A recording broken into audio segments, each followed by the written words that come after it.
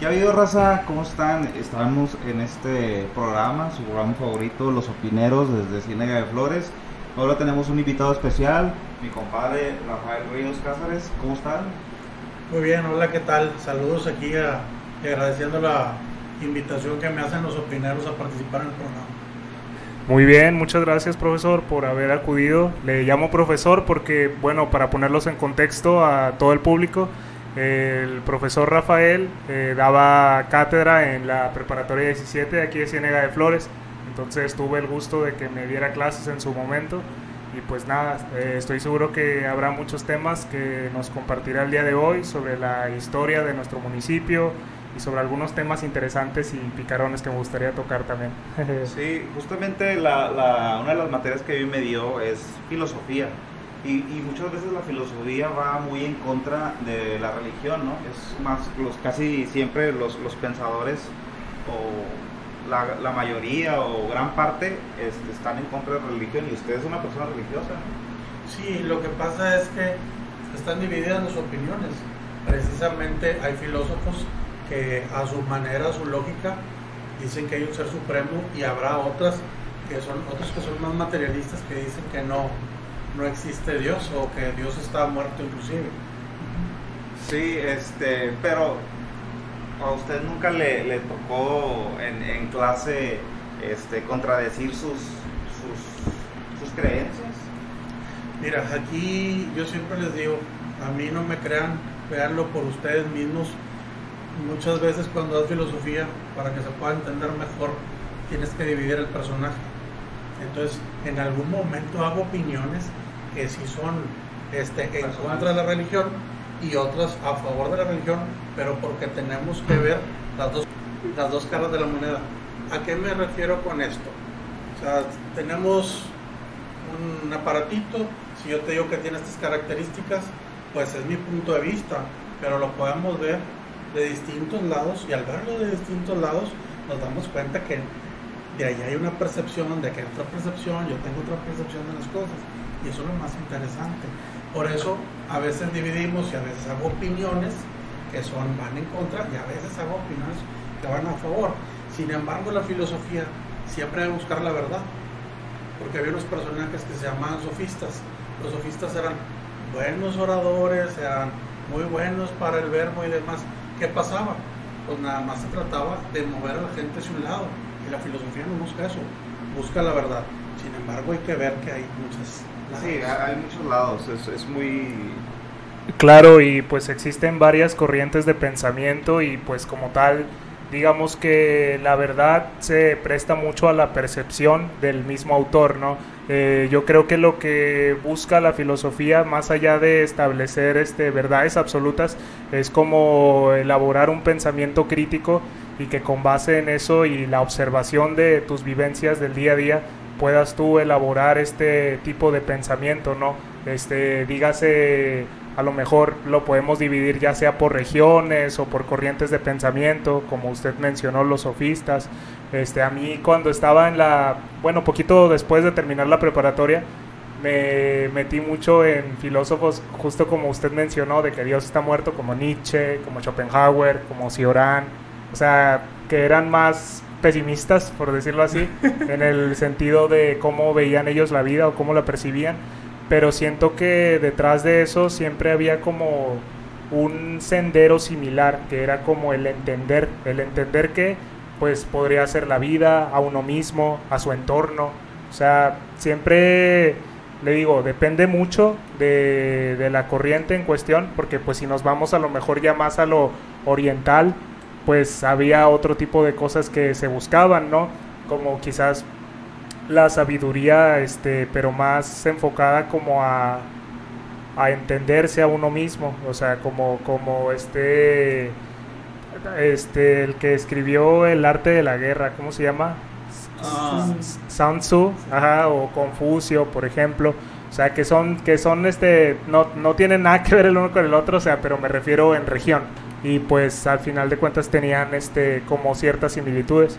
Pero sí, o sea, la filosofía es interesante. Yo creo que todos en algún punto de nuestra vida deberíamos de explorar la filosofía, no una corriente específica, sino incluso como la filosofía autodidacta, yo diría, como la simple observación bastaría para empezar, quizás, el cuestionarse, el preguntarse, oye, esto es así, pero ¿por qué es así?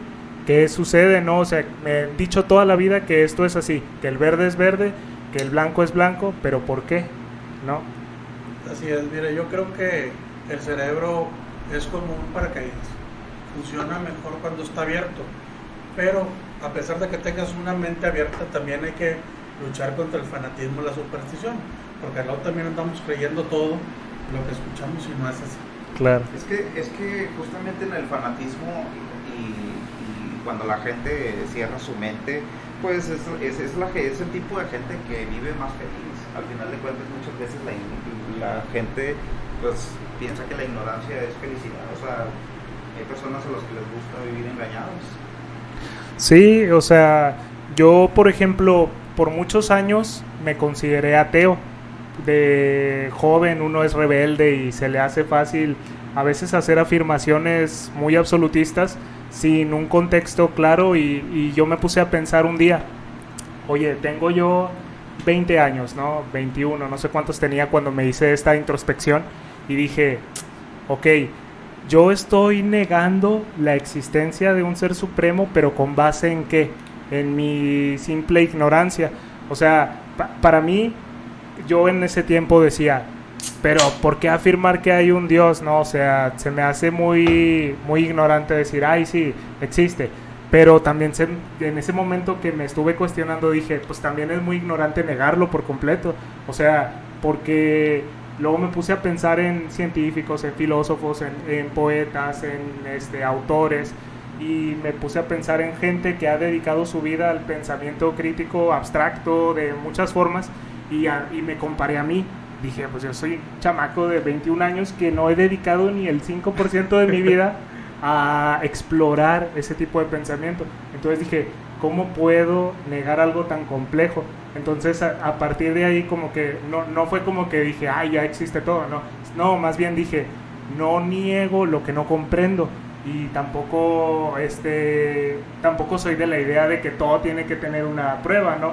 Porque ese es muchas veces el ¿cómo se llama? El argumento del ateo, ¿no? Dice, ay, es que como no lo puedes comprobar, pero insisto, tampoco puedes comprobar que no. Hay un tema muy interesante porque cuando eres maestro, pues tú das clases, pero también de los alumnos se aprende, muy interesante. Entonces yo daba ahí, por ejemplo, un argumento para decir que por qué teníamos que creer en eso, y pues si no lo vemos, si no entra a través de nuestros sentidos. Y dijo algo muy interesante, si no existieran los microscopios, no pudiéramos ver los microorganismos, no entra por nuestros sentidos. Claro. Ahora, los que se van por el tema del materialismo, pues sí, volvemos al ejemplo de este dispositivo, pues es materia, si nada más que para que esta materia se transformara, para que se creara esto, hubo una inteligencia detrás. Por lo tanto, el universo, que está hecho por materia y energía y demás, tiene una inteligencia para que funcione como está funcionando ahorita. Y eso puede ser una de las cosas que a mí me animan a creer en la existencia de un ser supremo. A mí me da risa porque ahorita que mencionabas de que pues eras un chamaco de 21 años, que ¿cómo es que llegas a ser maestro? Y más de prepa. Yo creo que la etapa donde somos más simios es la secundaria, pero en la prepa todavía te topas con gente que pues es más difícil. La adolescencia es una de las etapas más difíciles para corregir, porque pues entra el tema de la rebeldía. Que tú querías ser maestro. Fíjate que no es que yo quisiera ser maestro en un inicio, el tema es que si mucha gente me proponía ser maestro, pues por cómo me dirigía, cómo me comportaba y demás, y sí traía la cosquillita como de intentarlo, pero no se había dado la oportunidad y no la había buscado. Sin embargo, yo estaba trabajando para 7-Eleven en aquel tiempo, y entré en un programa que me vendieron ahí de empezar como gerente en entrenamiento. Empezabas a llevarse una serie de cursos, pasabas por todos los procesos y al último daba una tienda. Mi interés era llegar a lo mejor el tema de mercaderías, que me apasiona un poquito la mercadotecnia, que de hecho ahorita estoy dando clases de Mercadotecnia de la Universidad Tecnológica, está aquí en el Libramiento. Ujú. Ha ido muy bien ahí, Ah, la qué verdad. bueno. Y de repente andaba batallando, no por el tema de la tienda, sino que me tocó estar en una época donde había mucha delincuencia. Sí. Entonces yo platicando con un maestro, que fue mi maestro en la prepa, y aparte nos hicimos muy amigos, el profesor Jorge Treviño, que en paz descanse, a lo mejor también ustedes lo conocían. Sí. Claro. Me dice, me vio batallando y me dice, oye, ¿tienes título? Sí. ¿Tienes cédula profesional? Sí. Vente con nosotros. Entonces pues ya tras una serie de exámenes que te hacen para entrar ahí, pues ya tuve mis primeras horas ahí en la escuela, y créeme que es algo que tenía la cosquillita de hacer, pero creo que es algo que me encantó. ¿Sí te gustó? Sí, cómo no. Y las primeras clases, o sea,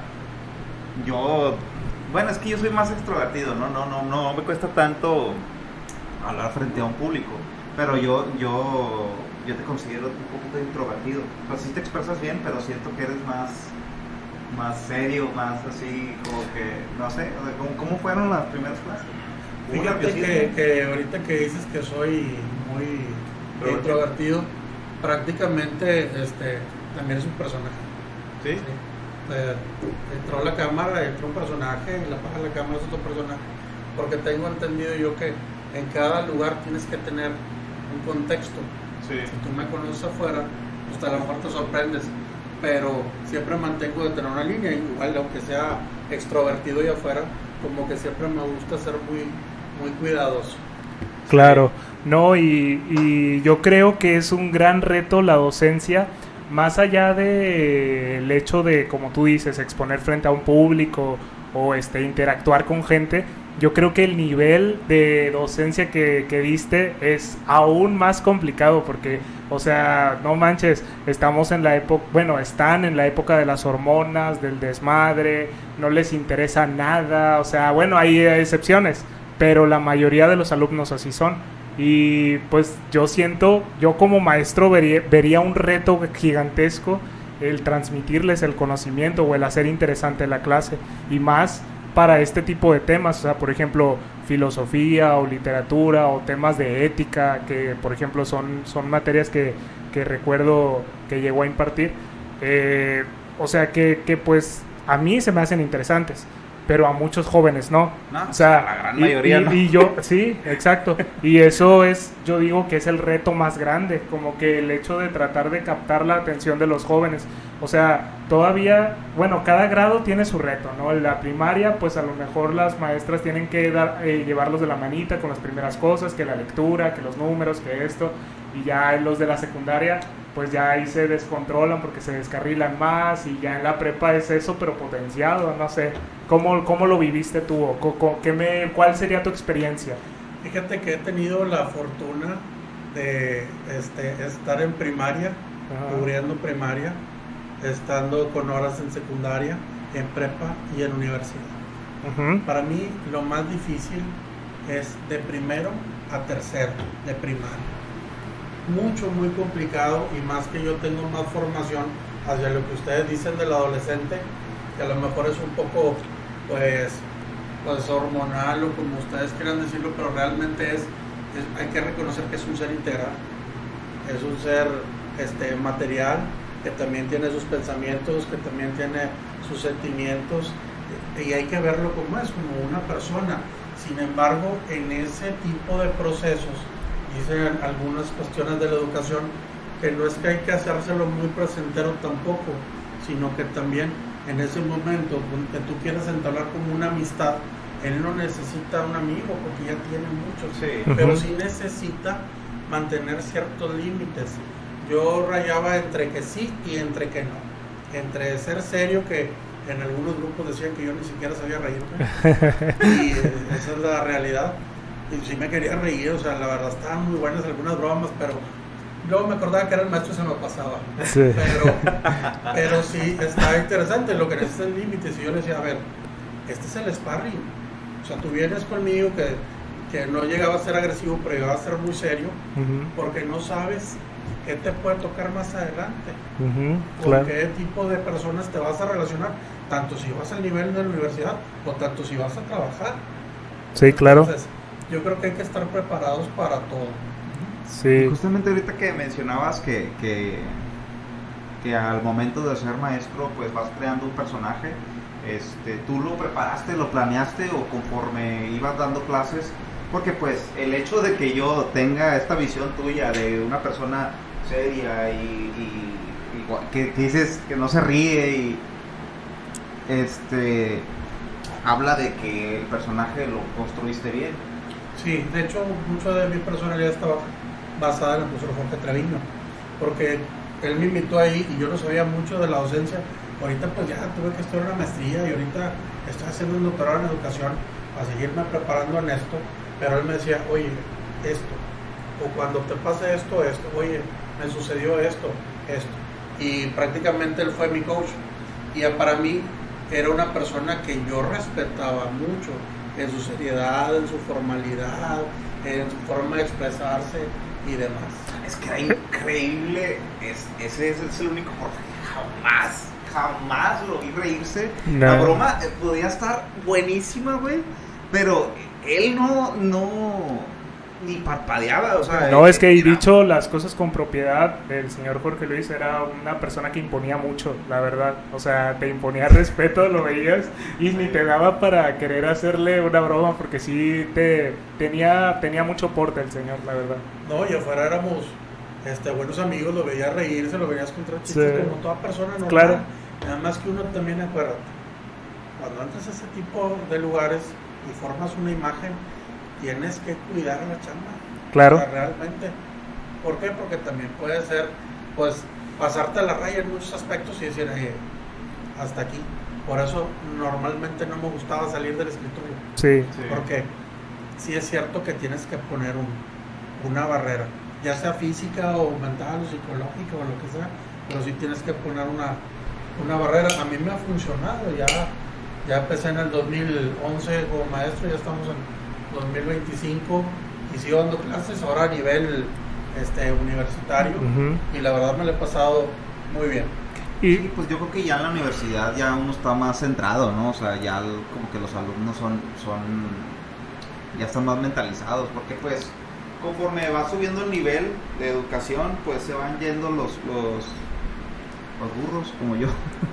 No, y más allá de que se vayan yendo los burros, pues también ya están viendo pues material que está más dedicado a lo que ellos escogen, ¿no? Sí. Porque pues en la formación media superior o media, pues tocan muchas materias que quizás no son de su interés porque ellos no las eligen, ¿no? Sí. Por ejemplo, alguien con potencial para las letras a lo mejor no tiene cero interés en la estadística o en la álgebra, pero ya entrando a su carrera en letras, pues descubres que era un muy buen alumno con mucho potencial, pero pues son pasos, ¿no?, que se deben de seguir.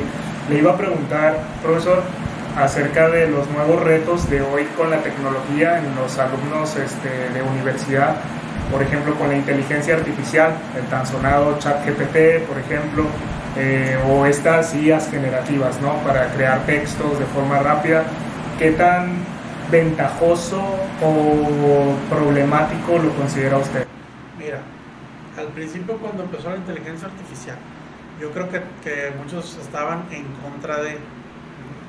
Yo no creo que la inteligencia artificial nos venga a quitar los trabajos, ni mucho menos, ¿no? El reto ahora es aprender a utilizar la inteligencia artificial. Tanto los alumnos como los maestros puede ser una excelente herramienta.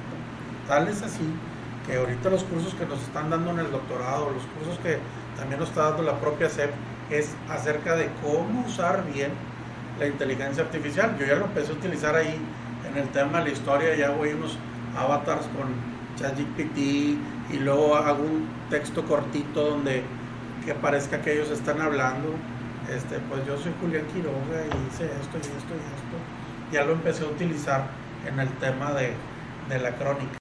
Claro, no, es que es una herramienta genial y pues me alegra que coincida en ese sentido, porque sí he notado un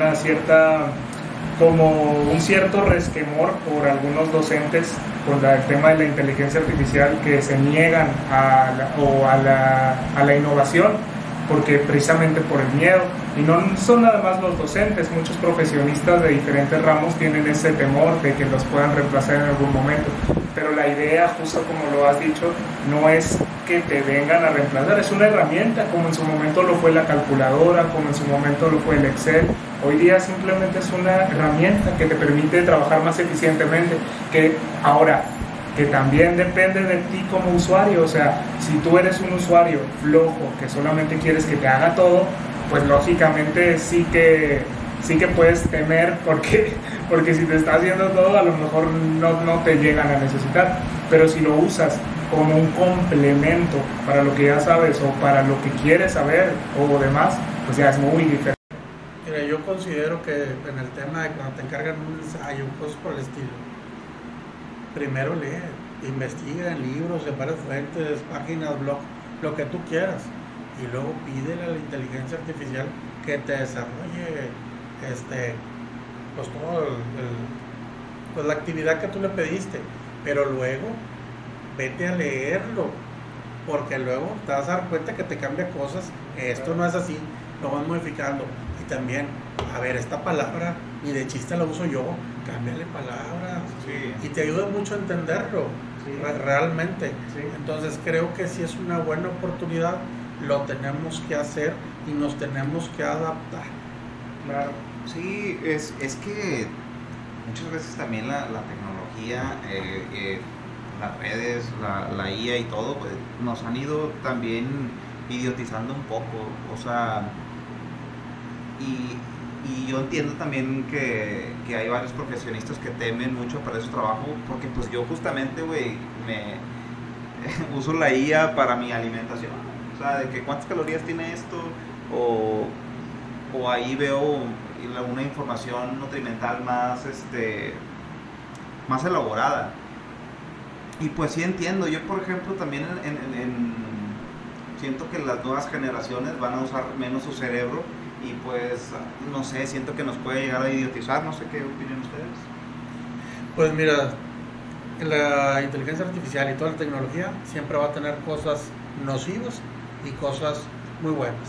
Aquí yo creo que como el tema, vamos a ir a temas esotéricos y demás, que de repente pues tú vas con un brujo, vamos a suponer, y tú le dices, quiero que ayudes a tal persona o quiero que afectes a tal persona. El brujo es el malo, no, es la persona quien pide, ¿no? O Sí. que le reza a cualquier deidad de las que existen, que están ahí, que hacen favores. Sí, nada más la deidad ahí está, nada más que tú eres el que le vas a pedir cosas buenas o cosas malas. Bueno, sí, tiene sentido. Sí, pues sí, o sea, al final de cuentas, como les digo, es cuestión del usuario. Si tú eres un buen usuario, pues realmente puede ser muy beneficioso. O sea, yo lo vería así, como estudiante. Si yo quisiera hacer un ensayo, yo no le diría, hazme el ensayo, lo necesito así, así, así, así. Más bien le diría, tengo este ensayo que necesito hacer, necesito fuentes. Dame fuentes confiables con base en estos criterios, y a lo mejor ya teniendo las fuentes, dices, no me voy a chutar un libro de 700 páginas de un ensayo que ocupo hacer en una semana. Entonces a lo mejor rescatas un capítulo y dices, oye, hazme un resumen para yo entenderlo, y así sí que la puedes usar y está con madre, porque pues ya le estás dando un uso eficiente y con contexto y todo. Ya no le estás diciendo, hazme este ensayo. O sea, yo me imagino, profesor, que hasta te has de haber topado porque seguro hay, como todo, ¿no?, buenos y malos alumnos. Habrá quienes sí abusen, y es que a veces hasta se ve, porque tiene un ritmo y una forma de escribir que es bastante característica. Claro. O sea, con cómo lo va puntuando todo, ¿no? O sea, sí, o sea, entonces se nota, pero o sea, es verdad que quienes ni lo intentan disfrazar. Claro. Sí, es como cuando hacías un trabajo en la prepa y ni le quitabas los números de Wikipedia, ¿no? Y los enlaces. O sea, de hecho, eso es lo que me da risa también, que luego digan, no, es que se van a hacer los alumnos más flojos. Bueno, yo de mi generación tampoco es que fueran tan súper investigadores, la verdad. O sea, sí hacían eso, a veces hasta unos más cínicos, hasta copiaban Yahoo Respuestas con todo y la pregunta. Fíjate que no es no es tan nuevo como se piensa, porque por ejemplo, en mis tiempos, los que teníamos computadoras teníamos una enciclopedia en carta. Sí. Y la enciclopedia en carta podías hacer exactamente lo mismo y le cambiabas el tipo de letra, color y demás. Y los maestros obviamente sí se llegan a dar cuenta, pero era la fuente que teníamos en ese entonces. ¿Sí? Ya nomás había que parafrasear un poquito, pero hay gente que no parafraseaba nada. Sí. Era eso o ir a la biblioteca pública, pero pues también a veces no contaban con ciertos títulos que te fueran de utilidad y demás. Sí, y hablando también un poquito de las redes, ¿usted qué tanto usa las redes sociales? Fíjate que las había parado un poquito, y ahorita las estoy reactivando otra vez para compartir pues nada más lo que hacemos en el día a día, porque la verdad yo tengo muchas actividades, tanto de docencia, ahorita estoy trabajando con unos historiadores, haciendo libros de historia, tenemos 2 historiadores con nosotros, tenemos una genealogista también que nos apoya en su momento, un diseñador muy bueno, y estamos haciendo libros de historia. El próximo libro de historia que va a salir es el de Rancho El Puerto, 400 años de historia, porque nos dimos a la tarea ahí por petición del dueño de ahí que pudiéramos rescatar la historia. Él decía, no, pues ha estado en la familia 115 años, 120 años, y descubrimos que la primera persona que lo tuvo hace 400 años también era familiar, estaba dentro de la línea familiar de él. Entonces yo creo que este terreno, a lo mejor no en la misma cantidad, pero ha pertenecido a mismos miembros de la familia por tanto tiempo. Entonces esto es muy interesante. El Rancho El Puerto es un emblema de Ciénega de Flores, es ya el último rancho ganadero que queda en Ciénega y es conocido por los animales exóticos, que hasta el reportaje de Alvarado ha salido el Rancho El Puerto. Es cierto, sí, ya me acordé, hace como un mes o 2 me aventé ese reportaje y sí, que tenían parecía casi que ¿cómo se llama? Bioparque, o sea, sí tenían animales, creo que cebras o algo así. Cebras, oryx, tuvo avestruces también, cebras, oryx, black walk, y tiene mucho venado con la blanca, y ahora tiene mucho venado con la blanca también. Entonces estaba muy padre ahí, le ha metido mucho cariño Jorge Montemayor, el dueño del Rancho El Puerto, una excelente persona que pudimos trabajar en sinergia en ese proyecto de sacar su libro, y yo creo que para julio ya está totalmente impreso. Ya hay unos cuantos ejemplares por ahí que quedó el libro, la verdad, bastante bonito. Ya, pues está súper bien, o sea, qué bueno que le estemos dando difusión por este medio y pues a las personas interesadas, si tenemos algún enlace o algo donde puedan consultar la publicación de su libro. ¿Tiene usted una página o algo?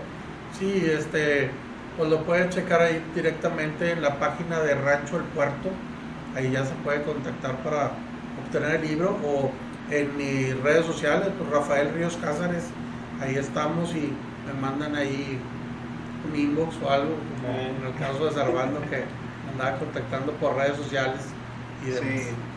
Sí, hablando también del rancho que pues es de Ciénega, ¿tú eres de Ciénega? Ahí... Sí, yo soy de Ciénega, vivo en el centro de Ciénega, de mis 42 años todos los he tenido ahí. Mis papás no son de Ciénega, vienen de Sabinas Hidalgo, pero se arraigaron muy bien ahí, pues gente de trabajo, cabe donde quiera. Sí, yo o sea, en Ciénega viví en la FONAPO, en la Alianza, y me acuerdo, o sea, siento que ha cambiado mucho, pero mucho el pueblo. O sea, es muy diferente de cuando nosotros llegamos. Me acuerdo que ahí donde llegaba antes el autobús de Ciénega, que era como guindo. Sí, el Senda. El Senda, ¿va? Sí. Senda. Y me acuerdo que pasaba como cada hora, porque pues no había mucho movimiento, era un autobús así por hora, y me acuerdo que no estaba pavimentado ahí, pero pues ha ido cambiando mucho con las colonias nuevas y todo eso. ¿Tú qué opinas? ¿El crecimiento crees que está controlado o crees que se ha salido de control por completo? Yo ya llegué a una edad, de esa edad que dicen ahí los memes, cuando era niño todo esto era monte, y eso es literal, pero creo que ha crecido, sí ha crecido. Lo que no hemos crecido es entre la infraestructura. Sí. Se ha generado mucho tráfico, aunque tengamos varias cliniquitas en varias partes, no es una atención propia de la cantidad de habitantes. Y también el tema de la seguridad. Obviamente, al haber más personas y menos infraestructura, pues las necesidades no se cumplen. Yo le digo a la gente, a ver, tú traes un pastel para 20 gentes, pero ya invitaste a 100, sí. ¿Cómo le vas a hacer? Entonces sí se complica un poquito el tema de la administración pública, y más porque yo creo que hemos estado dedicados, no tengo nada en contra del asistencialismo como mucha gente piensa, pero debe ir de la mano, asistencialismo y la obra pública y la infraestructura necesaria para que podamos vivir mejor. De repente ahorita con los calores se ocupan lugares con alberca y demás, de repente pasa un accidente y quieres tener la cuestión de la salud oportunamente, del auxilio oportunamente, y creo que ahorita no lo tenemos. Sí, yo creo que todos los alcaldes han entrado con una buena intención, pero sí, el reto es que en campaña y con la lengua todo es muy fácil. Sí. Yo no quiero decir que estás diciendo mentiras, sino que ya enfrentarte al monstruo que es la presidencia municipal y la administración pública es complejo. Es difícil. Claro, y sí, no, y además creo que una realidad que se tiene que aceptar desde ya hace, ¿qué serán? 10 años, es que Ciénega ya es prácticamente una ciudad. O sea, si al menos a nivel poblacional lo consideramos. A nivel de infraestructura, bueno, como lo has dicho, tiene sus retos, pero a nivel poblacional tiene ya como diría el Hombre Araña, ¿no? Un gran poder conlleva una gran responsabilidad. Y ya tienes tanta gente, es natural que busques darle el abasto de todo lo necesario para una calidad de vida óptima, ¿no? O sea, dígase, como bien lo dijiste, en temas de salud, en temas de recreación, en temas de cultura, y que de hecho, bueno, varios temas que tocar, ¿no? Porque hace rato que mencionabas lo del rancho, me estaba acordando de uno de los lugares más emblemáticos del Valle de las Salinas, que bien no es de Ciénega, pero que preserva la historia, que es parte de Ciénega, que es la hacienda, la ex hacienda de San Pedro. Tuve la fortuna de visitarla hace poco y me gustó mucho porque pues te das cuenta de que yo tengo muchos años viviendo aquí, no tantos como ustedes, pero sí algunos, y yo decía, como que hace falta algo aquí que nos diga qué onda con este lugar, ¿no? O sea, todos conocemos la iglesia, muy emblemática, la plaza, pero para muchos es como desconocido lo que hay más allá, ¿no? De cómo se fundó, por qué, quiénes, y pues creo que si tienen la oportunidad de echarse una vuelta por allá, pues es bastante enriquecedor, la verdad. De hecho, ellos sacaron un libro de la Hacienda de San Pedro, la historia de la Hacienda de San Pedro, uno de los que me ayuda con el tema de hacer los libros, el historiador de Escobedo, que es Juan Ramón Garza Bajardo, y ahí la directora, la licenciada Dinora y varios, sacaron un libro de la Hacienda de San Pedro donde eran los dueños los Gutiérrez de Lara de la Hacienda de San Pedro.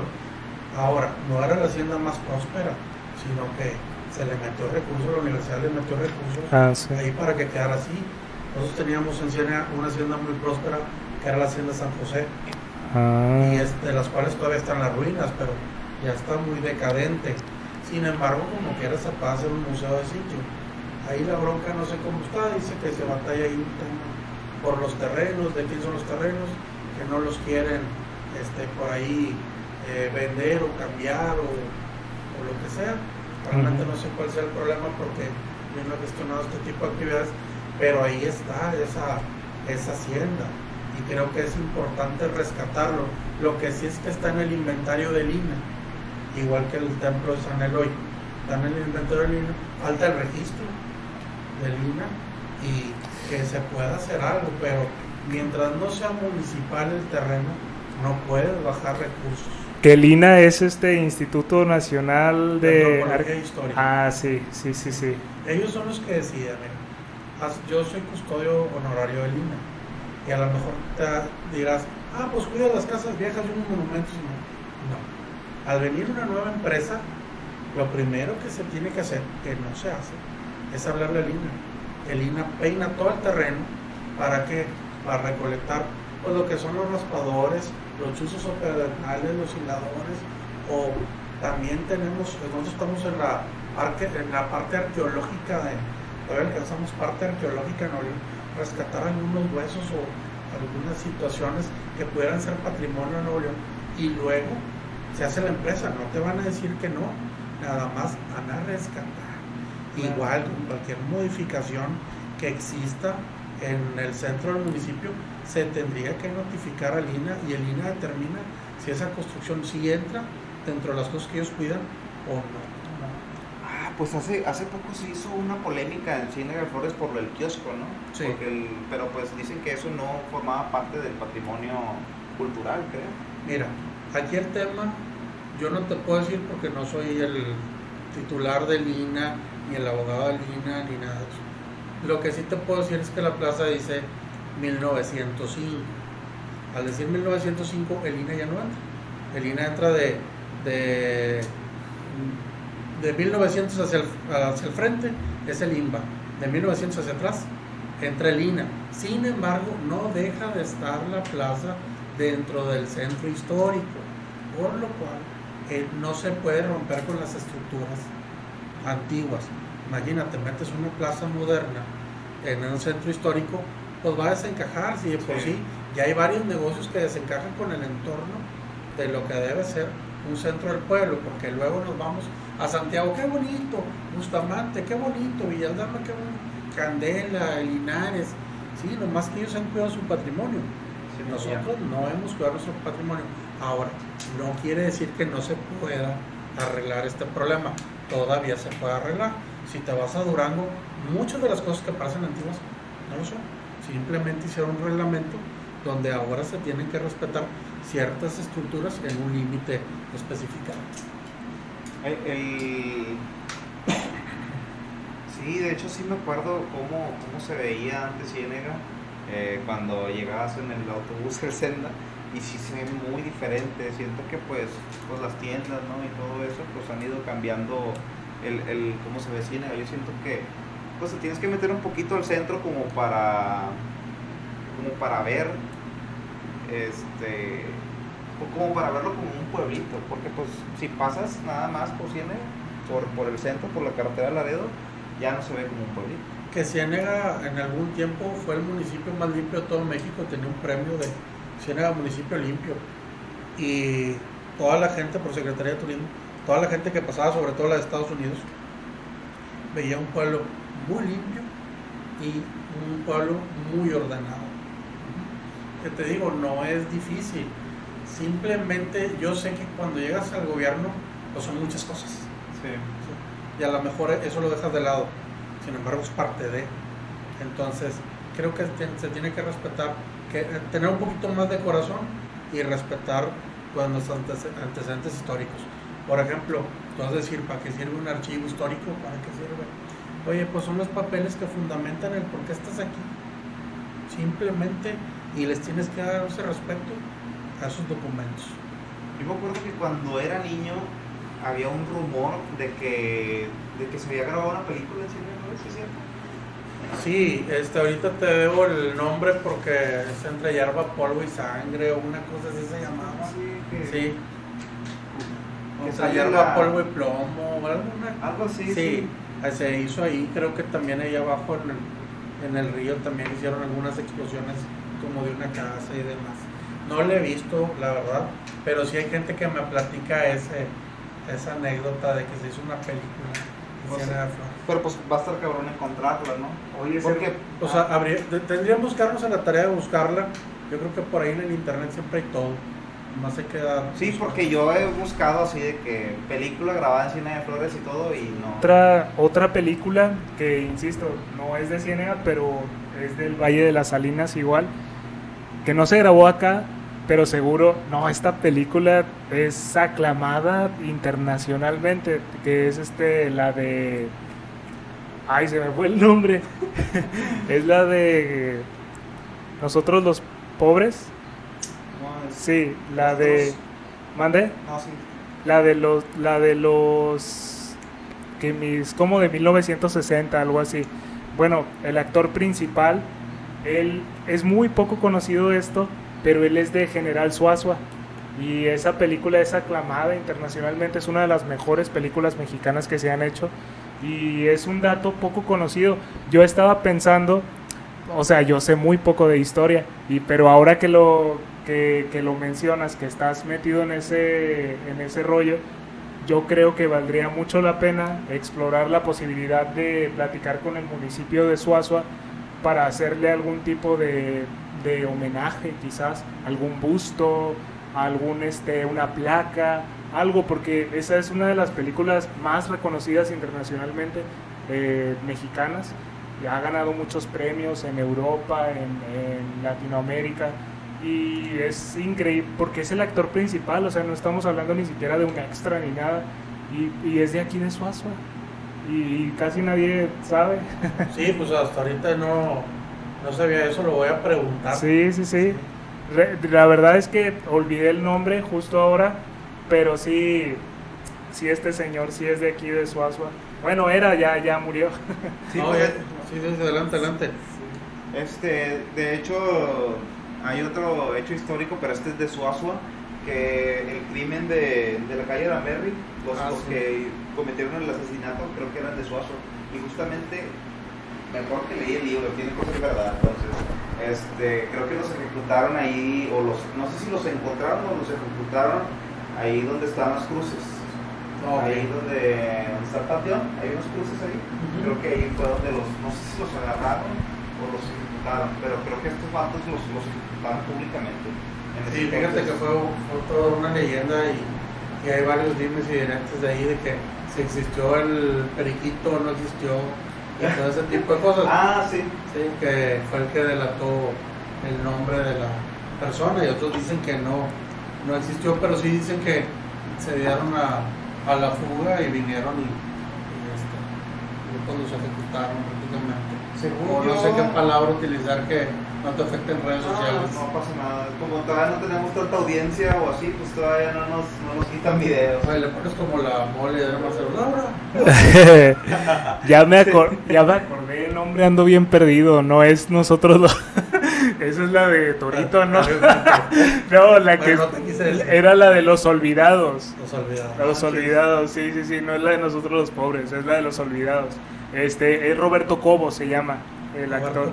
Ajá. No manches. Sí, él ya falleció, pero él nació aquí en Suazua y se fue a vivir a Ciudad de México a temprana edad. Esa película no tiene mucho que la vi, fue hace como apenas un año y pues la verdad me impactó mucho por los temas sociales que toca, de desigualdad y demás, y entonces como que me clavé con el reparto, empecé a ver en qué otras producciones habían actuado y ya vi a este señor que era de aquí, entonces me sorprendió mucho. Fíjate que interesante, yo creo que sí, es que de eso se trata, de lo que tú dices, hay que ver qué hizo y luego proponerlo, porque hay que rescatar todo este tipo de personajes. Yo te aseguro que la crónica y la historia de cada uno de nuestros municipios, una sola persona no lo puede saber todo. No, definitivamente, el pastel de la crónica y la historia es tan grande que se necesitan varios por cada municipio que estén investigando. Sí, de hecho, ahorita que decías tú lo del periquito, yo me acuerdo que en el libro que leí no decía lo del periquito. Sí. Es diferente, porque en el libro que yo leí decía que los que estaban investigando se dieron cuenta porque escuchaban a unos niños jugando, sí, y que los niños estaban diciendo no me mates el nombre del asesino, sí, y que se dieron cuenta gracias a que escuchaban a los niños jugando y arremedando según a lo que... Entonces ya ves, mira cómo van cambiando las versiones. De hecho sí, pues cuando haces historia oral, por ejemplo, de que qué dijo aquel, podemos estar hablando del mismo evento y todos lo vamos a contar totalmente diferente, porque hablamos hace rato del tema de percepción. ¿Qué es lo que hacen los historiadores y cronistas y demás? Buscan un documento y se basan en cuáles fueron los documentos para el día que te digan, oye, que el periquito, no, mira, aquí no dice que hubiera ningún periquito de nada, en el libro ahí no lo dice. Y la otra es las coincidencias, que de lo que estamos diciendo se repite más veces, y es lo que hay que tomar. De hecho, estaba viendo un reportaje a Alvarado de este municipio, no recuerdo sinceramente, pero no es uno de la zona metropolitana, evidentemente, y estaban hablando de la historia de esta popular canción de Laurita Garza, y que sí se tienen respaldo y documentos del suceso. O sea, claro que cambian cosas, ¿no? ¿Serían los Ramones o...? Creo que sí, creo que sí, porque incluso creo que estaba hasta la tumba y todo, y papeles que respaldan el hecho, y o sea, se me hizo muy interesante porque yo pensé que esa canción pues era una historia ficticia, ¿no? Y no, resulta que sí, o sea, y entonces este tipo de documentos, ¿cómo se elaboraban? O sea, ¿había una persona designada o varias, o cómo era?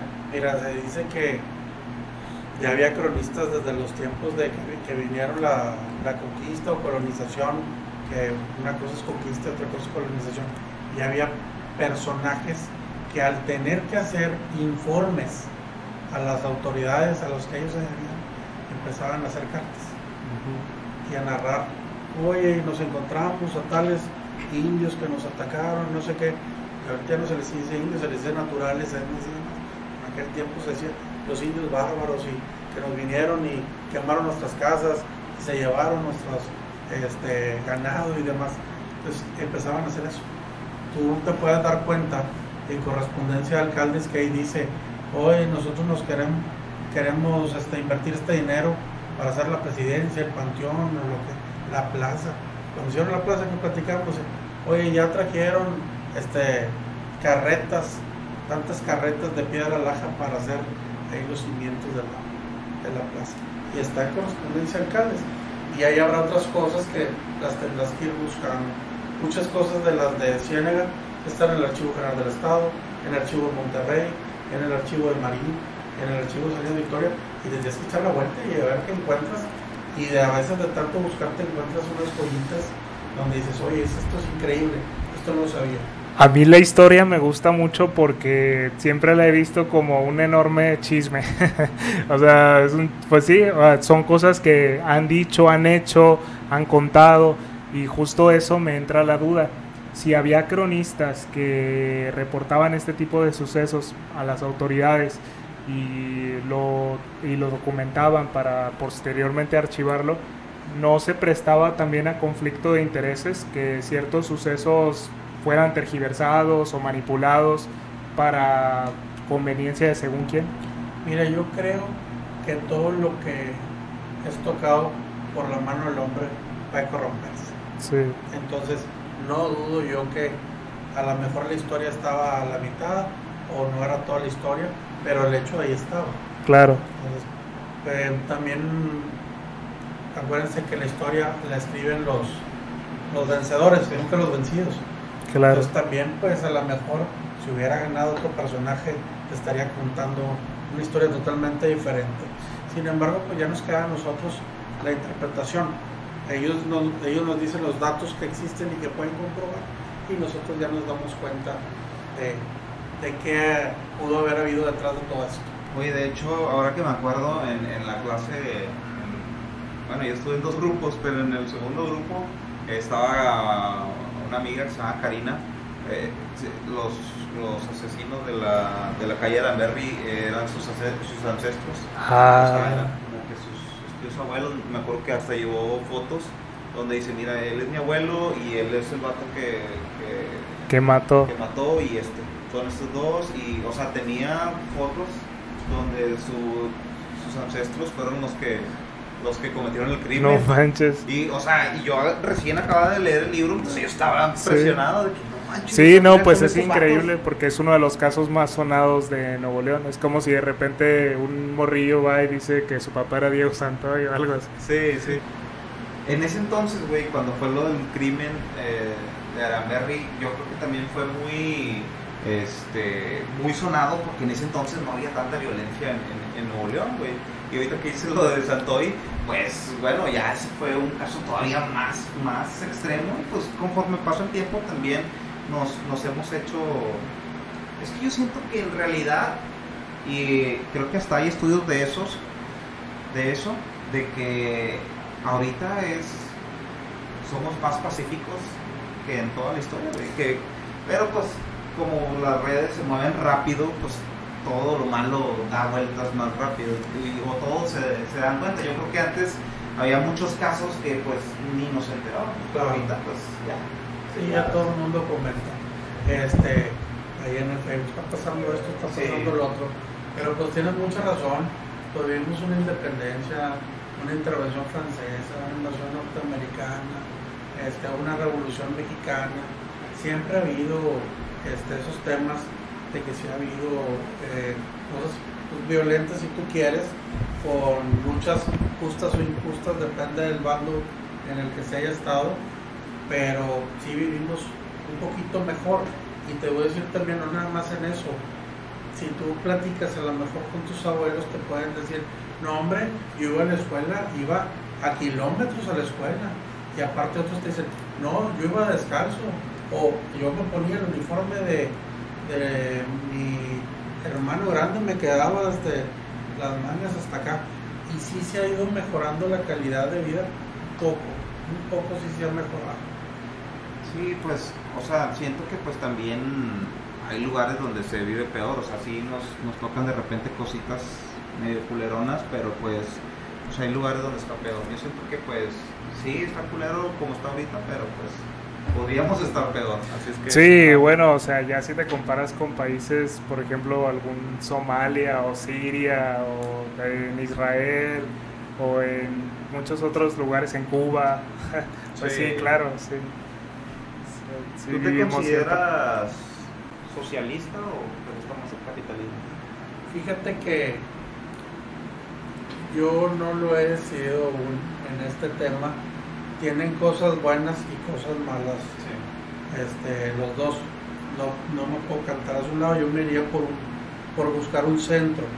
Sí. Porque el capitalismo creo que sí es justo hasta cierto punto, pero la producción desmedida que tienen afecta mucho el tema de nuestra naturaleza. Estamos produciendo como si tuviéramos 5 planetas y nada más tenemos uno. Y el otro tema es, a ver, ¿de qué me sirve estar trabajando, estar esforzándome y demás, y nada más puedo acceder a ciertas cosas? Creo que no me gusta ninguno de los dos, sino yo buscaría un centro, algo más justo, y no necesariamente soy una persona que yo me quiera enriquecer, diga, capitalista porque se quiere enriquecer. No, simplemente veo el impacto ecológico que tiene el capitalismo, pero también veo la desigualdad de donde se han metido estos temas socialistas. ¿Y qué opinas de China? Que pues China siento que es como un híbrido, como que usa el capitalismo, pero pues se consideran socialistas. O sea, sí, o sea, que tú crees que según esto, y pues no quiero hacerle caso a Rosarín, que según dice que es el mejor país, pero pues tú cómo ves a China? Fíjate que ha tenido un crecimiento económico importante, se ha convertido en una potencia, pero yo te pudiera contar de China si puedo vivir en ciertos sectores de la sociedad, si yo realmente lo vivo. Entonces yo puedo darte una opinión, pero yo quisiera saber la del que está viviendo ahí, sí, para poder tener un contexto real de las cosas. Por ejemplo, a mí me encanta vivir en Ciénega de Flores, Yo sí te podría decir, no me gustaría vivir en el área metropolitana, con sus tráficos, con sus ruidos, con una vida más rápida. No me gustaría, pero te lo puedo decir porque pues tengo la experiencia de esos dos. Sin embargo, sí ha crecido económicamente muy bien, y sí tengo amigos que lo han visitado y dicen, oye, hay partes que son una maravilla, o sea, que cuál el comunismo y nada, o sea, tienen unos edificios impresionantes y demás, pero también tienes otro lado de la moneda, donde pues la pobreza existe también, ¿no? Sí. Claro, sería muy utópico e inocente pensar que pues todo el país está digamos beneficiado por ese modelo. La desigualdad y la diferencia de clases es una realidad que se vive en muchos países, o sea, en todos, yo diría. Claro que el porcentaje varía dependiendo del lugar y del gobierno y lo que quiera, pero pues quizás esa cara de la moneda se muestra muy poco o no se muestra a nivel mediático, y por eso a veces nos hacemos esta imagen, ¿no? Que de hecho China es como que un país que apenas se está haciendo, digamos, conocida al ojo público o a nivel mediático, porque yo te diría que de unos años atrás, pues a cualquiera que le preguntaras, oye, ¿qué piensas de China? Pues, o sea, no te saben decir así como que algo en especial, ¿no? Pues que allá se fabrican muchas cosas, o la comida china, no sé, pero así algo así ya más específico, como de cómo viven o sí, pues no, yo siento que ya es, de hecho creo que el gobierno ha estado dando como que apertura precisamente a influencers y demás para que vayan, visiten sí, y muestren a la gente cómo es eso. Ahora, una cosa es la parte turística y otra cosa es cómo se vive en el lugar. También he platicado historias maravillosas de Cuba y también historias de terror de Cuba. Por ejemplo, la parte turística pues es un lugar hermoso, pero luego también el que le busca y le rasca ahí, dicen, oye, pobres personas. ¿Quién tiene la razón? Pues cada quien de sus percepciones. Sí, pues te digo, ahora que he estado trabajando también en Estados Unidos, pues mucha gente tiene una imagen de Estados Unidos, y pues también tienen sus homeless, también tienen sus lugares culeros, y a pesar de que es una potencia mundial, obviamente la gran mayoría de Estados Unidos está con madre, o sea, está chido. Es muy aburrido Estados Unidos, eso sí, pero pues sí tienen unas infraestructuras y muchas cosas que te sorprendes, güey, te sale el pedo de que no mames, ¿por qué está tan chido? Es que yo creo que también varía mucho y son cuestiones de percepción. Cuando uno analiza un país o da una opinión, casi siempre es con base en la comparación. Entonces tú dices, bueno, Estados Unidos está con madre porque lo estás comparando con México, ¿no? Sí, bueno. O sea, y bueno, tú tienes como que esta idea de muchos años de ciertas comodidades o faltas que has tenido en tu vida, y vas allá y quizás las tienes con mayor facilidad, que no son tampoco inaccesibles aquí. O sea, yo creo que todas esas comodidades que existen allá se pueden tener aquí, pero bueno, otra vez regresamos a temas de desigualdad y demás.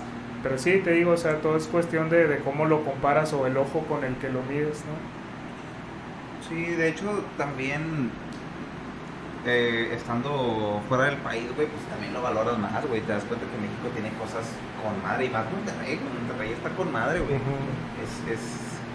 O sea, y yo he ido a otros lugares de la República, güey, y Monterrey está con madre, güey. Por más de que la gente de Guadalajara diga, no, que aquí está con madre, y la gente de Ciudad de México y todo, yo siento, bueno, a Ciudad de México no he ido, pero sí siento que Monterrey es de los mejores lugares para vivir, güey. Nuevo León en general. Nuevo León. Sí, es un muy buen estado. De hecho, quería tocar un tema de Nuevo León, justo ahora que lo mencionas. No sé si ya lo había dicho en el podcast anterior, pero este video de Samuel García que se viralizó mucho y se tergiversó lamentablemente, donde él hablaba acerca de la movilidad y del esquema o el arquetipo del regio que buscaba tener un automóvil propio para desplazarse y demás, y fue muy criticado por eso, ¿no? La gente decía, oye, pues sal de tu burbuja, ¿no? Y qué tal y tal, y sí, ¿no? A veces sí da opiniones medio raras, pero esa específicamente fue completamente descontextualizada. O sea, él lo que estaba haciendo era una comparación de varias ciudades, o sea, porque vi el video completo, y decía, bueno, en Europa están así, en Estados Unidos están así, y en el sur del país así, y en Nuevo León, como mucha gente, si es aspiracionista, busca esto, y dice, y en ese sentido somos más como Estados Unidos. Pero toda la gente empezó a pensar, no, pues, oye, ¿cómo crees? No somos como Estados Unidos, ve el transporte, y o sea, todo tergiversado, ¿no? Y no es porque defienda al político, o sea, pues a mí me da igual, ¿no? Pero sí fue tergiversar. Yo lo que sí creo es que si hubiera un buen sistema de transporte, yo no manejaría. Sí, lo La- mismo la pienso. verdad. Yo que vengo, bueno, regresando de Ciudad de México después de haber vivido varios años allá, pues yo estoy maravillado con el transporte de allá. O sea, puedes llegar en metro, en transmetro, en metrobús, en camión, a prácticamente cualquier lado. Ya hasta yo veo como una molestia manejar, porque digo, oye, si no necesito pagar estacionamiento, no necesito pagar tenencia ni placas, llego más rápido y más barato, ¿para qué manejo? Claro. Y porque sí he manejado allá, pero... Y luego pues es un artículo que se deprecia muy rápido. Sí, Sí, claro. no costea mucho comprarse un carro, o sea, invertir más en eso. Pero pues también siento que pues Ciudad de México ya tiene mucho tiempo así siendo una ciudad grande, güey. Ah, Nuevo sí. León yo creo que pues están creciendo y pues apenas se está adaptando como que al volumen de gente que hay, güey. Porque pues sí, ahorita hay mucho desabastecimiento del transporte, pero pues yo creo que en algún punto se va a regular y ojalá dejemos de hablar de la escasez, ¿no? Y que pues ya haya un equilibrio, que como tú dices, que gente venga a Nuevo León y diga, no mames, el transporte aquí está con madre. Sí. Esperemos que pase, que así como Nuevo León pues ha sufrido, por ejemplo, por la falta de agua, que en algún punto todo México nos tiró cagada por eso, pues yo siento que pues ahora que es el transporte, pues en algún punto vamos a buscar la forma, güey, así somos, siento que en el estado, güey. Si hay una forma de describir al pueblo de Nuevo León, yo lo denominaría como resiliente, con base en todos esos antecedentes, tanto desastres como mala administración, como problemas sociales. Siento que es un pueblo muy resiliente, que se sigue sintiendo orgulloso de sus raíces a pesar de todo lo que anteriormente dije. Y yo sí, la verdad es que, o sea, yo siempre enaltezco a Nuevo León, a donde voy. Siempre le digo a todos, no, pues yo soy de Nuevo León y a mucha honra y por esto y por esto y por esto me gusta. Y así, o sea, y a pesar de que sé que tiene esta otra cara, ¿no? Entonces por eso yo lo veo como un pueblo resiliente. Y este carácter, según ahí varios conocedores, viene desde la antigüedad, desde que empezaron aquí las primeras mercedes de tierra, cuando empezaban a poblar. Oye, el calor, pues en general el clima, las especies de fauna, de flora que había aquí, pues tenías que ser resiliente, tenías que ser aguantador y tenías que buscarle. Dicen que la necesidad es la madre del ingenio, entonces ponías carne seca, y también los panes de viaje uvaperros y lo podemos ver en muchos de los productos que tenemos, las conservas y demás, que había que buscar la forma de que lo que produzcamos y el recurso que tengamos nos dure mucho más tiempo, pero para eso teníamos que trabajar mucho y ahorita seguimos trabajando desde ese contexto, porque sí, como que somos más emprendedores, tenemos más aspiraciones y pues nos gusta estar bien. Sí, y también geográficamente estamos muy bendecidos al estar tan cerca de Estados Unidos, el socio número 1 de México, comercial, pues, o sea, eso es... La vez pasada estaba haciendo un live en TikTok y la gente decía de que por qué los regios se quedan un chingo, y me acuerdo que me hicieron un comentario que decía, tú, güey, que te sientes tan orgulloso de Monterrey, pues ¿para qué andas en Estados Unidos? Digo, güey, yo trabajo para una empresa, güey, regia, de transporte, que trabaja para otra empresa regia de acero, y yo lo único que estoy haciendo, güey, es traer el producto desde Monterrey a Estados Unidos, güey. O sea, no estoy viviendo en Estados Unidos. Cachetadón con guante blanco. Pero yéndonos a Ciénega está posicionada geográficamente, la verdad, bastante bien interesante, porque yo creo que en menos de 5 años, en 5 años, va a ser la capital industrial de Nuevo León, porque estamos cerca de la frontera con Estados Unidos, como tú bien dices. De aquí te puedes ir a Saltillo, a Reynosa, tenemos el área metropolitana aquí, tenemos el aeropuerto para viajar a cualquier parte, tenemos el otro aeropuerto, el de Apodaca, también muy cerquita. Entonces tenemos muchas ventajas. Entonces creo yo que Ciénega está en una posición geográfica bastante envidiable con respecto a otros municipios. Sí, Sí, pues de hecho, por ejemplo, ahora que le prestan mucha atención por ejemplo, a García o Santa Catarina como para instalar empresas, y yo si lo comparo con Ciénega de Flores, pues sí veo a Ciénega vencedor en cuanto a ubicación. Sí, ¿a partir de cuándo se empezó a industrializar Ciénega? Yo me acuerdo que había leído un artículo de eso, de cuándo se empezó a industrializar, pero no estoy seguro, no sé si ustedes saben. Mira, yo creo que el auge que empezó a existir fue yo creo que en la década de los 70s, fue cuando empezaron a venirse empresas. ¿Qué sucedía en aquel tiempo? Se ponían las empresas, pero los trabajadores no eran de Ciénega, había muy poquitos. Se los tenían que traer de Monterrey, de Apodaca, de Escobedo, los trabajadores.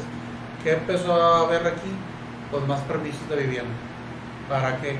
Pues para tener el capital humano que tú necesitas cerquita para atender las necesidades de la empresa. Por eso empezó a haber más permiso de casa-habitación, pero llegó primero la empresa y luego empezó a crecer el municipio. La verdad es que el crecimiento fue exponencial. Si tú te metes a Google Maps, el otro día lo hice por curioso, y me posicioné en la carretera Laredo y me puse así a caminarla, y ya ves que puedes luego ver otros años anteriores de las fotos y así. Bueno, había del 2016, 14, 12, 10, 9, 7 y no manches, o sea, si lo comparas al 2007 a como está hoy, nada que ver, o sea, y fue un crecimiento exponencial, o sea, rapidísimo. Que pues no lo vemos porque pues vivimos aquí, estamos todos los días aquí, pero Sí. pues si te comparas de hace 10 años ahorita, pues también siento que sí ha estado cabrón. Pero también, como dices tú, todo el resto del país sí ve a Nuevo León como una oportunidad, así como muchos ven el sueño americano, también el sueño de venirse a oportunidades que no nada más los de fuera del estado, también desde hace mucho tiempo los que vivían en los municipios del sur han estado viniéndose aquí al área metropolitana y a la periferia a buscar oportunidades de empleo, porque a lo mejor ya tienen ganado y mucho terreno, pero pues allá está más complicado. Claro. Si esas cantidades de tierra las tuvieran precisamente aquí en estas áreas, pues la riqueza sería mayor. Claro, a veces no hay como oportunidad de explotarlo, ¿no? Pues por ejemplo para comercio o para industria, porque pues no existe interés por parte de los inversionistas. Me da risa porque, güey, ya estamos echando un chingo de flores a Nuevo León, güey, y justamente por eso a muchas personas de otras partes del país les caemos gordos, güey, porque dicen, estos güeyes se creen esto, pero pues es que es la verdad, güey, o sea. Yo creo que cada lugar tiene lo suyo. Sí. Si estamos hablando de Nuevo León, como para el tema económico, para obtener un nivel de vida mucho mayor, pero cada estado tiene cosas muy bellas, hermosas. Claro. En otras partes tienen playas, en otras lagunas, sí. En otros bosques. Riqueza cada histórica. Lugar de México tiene algo maravilloso. Sí, claro, o sea, yo estoy completamente de acuerdo, pero más que nada lo que coincido con lo que dices es ese orgullo que se abraza desde siempre, que también, ya lo dije en otro podcast, a veces siento que se aborda desde el lado incorrecto, o sea, siento que a veces el orgullo se confunde con soberbia. O sea, está bien estar orgulloso de donde eres, yo estoy orgulloso de ser de aquí, me encanta, pero también reconozco las áreas de oportunidad y tengo autocrítica, cosa que muchos no tienen, y que precisamente enaltecen sobre todas las cosas y ya ni siquiera para enaltecer, sino para tratar de opacar a otros. Sí. Y ya siento que ahí estás cayendo en el fanatismo y pues ya tampoco, ¿verdad? Sí. Sí, fíjate que creo que hay un error cuando nosotros criticamos a la gente que viene a otras partes de Nuevo León. Yo creo que deberíamos de arroparlos, sí, no desprotegerlos, que no se sientan lejos y que no se sientan incómodos de estar aquí. Uh-huh. Mira, te voy a platicar el caso de Sabina Sidán. Llega alguien nuevo,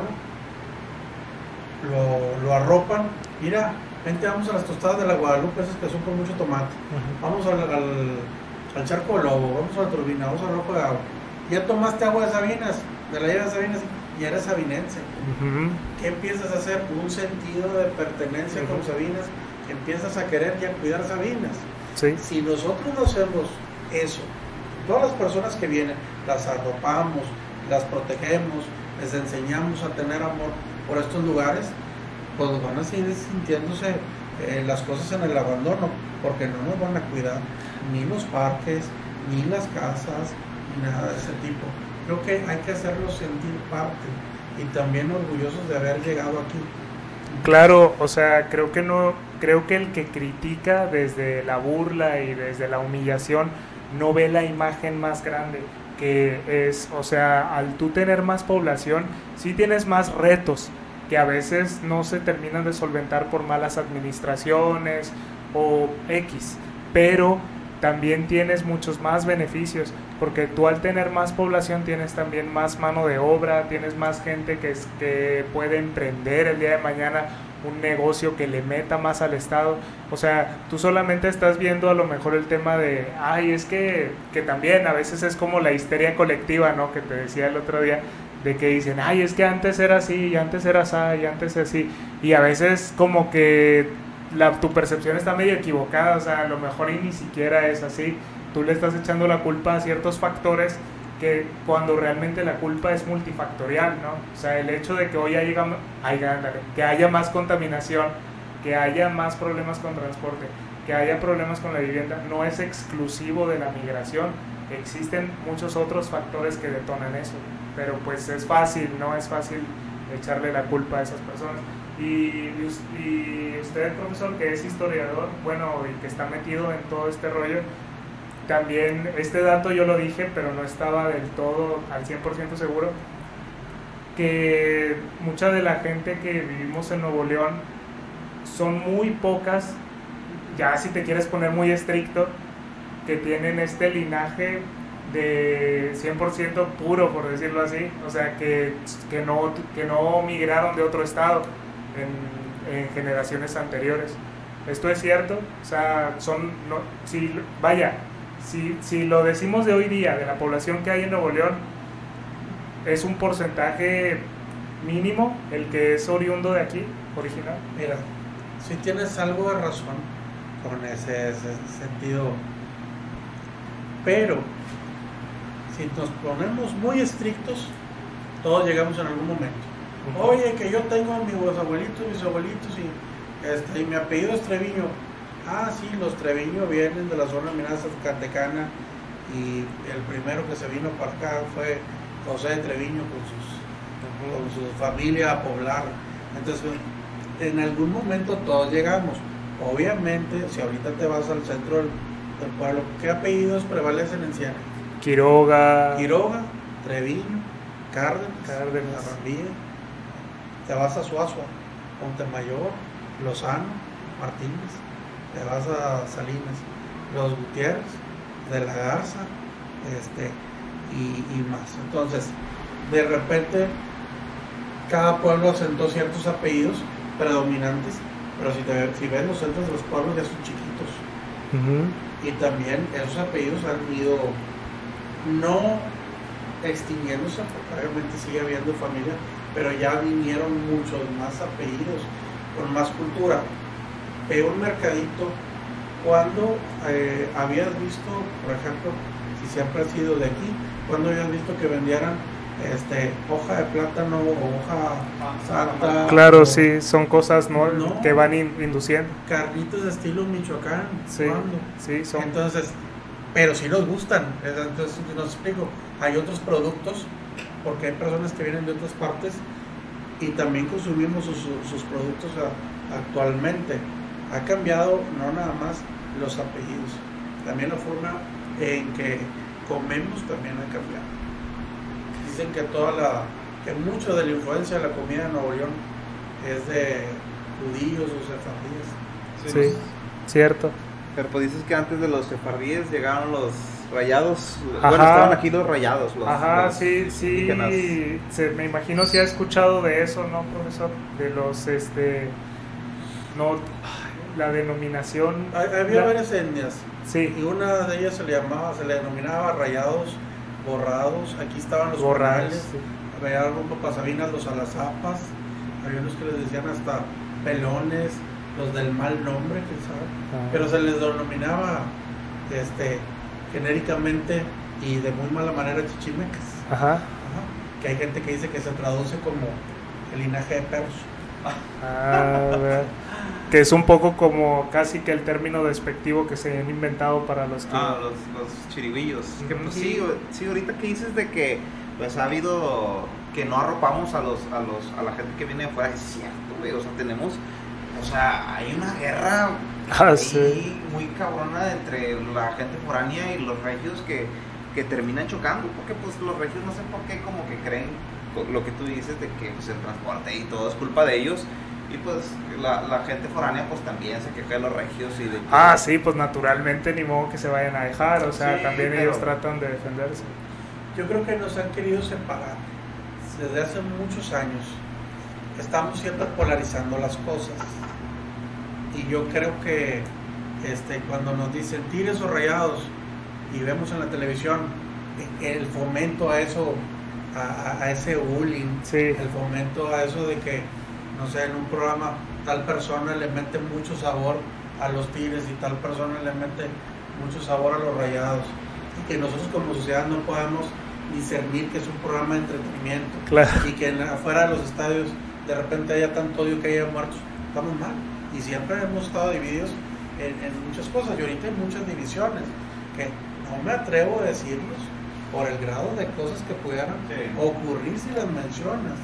O incluso antes de que esto fuera un fenómeno, el tema de la migración, o sea, se tenía mucho, pues no sé si decir odio no es la palabra correcta, pero sí había mucha crítica hacia los municipios rurales.